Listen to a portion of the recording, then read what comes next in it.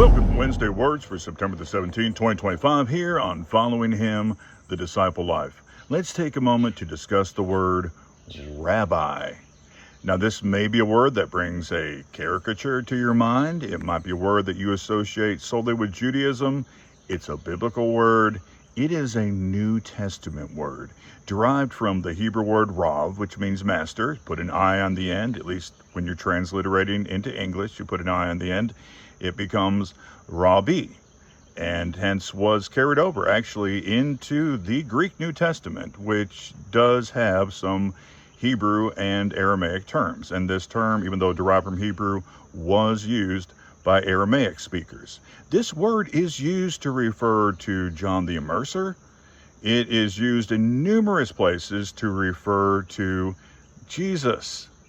The term, while essentially meaning my master, that's what happens when you put that I at the end, once again, at least when you're using English letters, was used in a functional sense to mean teacher.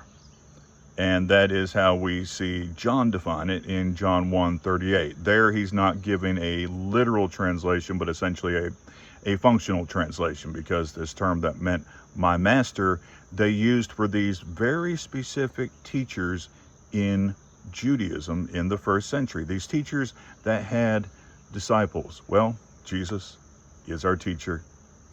And if you're a Christian, you're his disciple.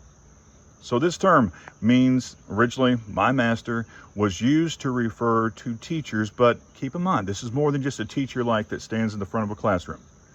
This is a teacher that his students, his disciples, would learn from him, follow him, sometimes very literally follow him, that is, would watch him and watch his example to become just like him.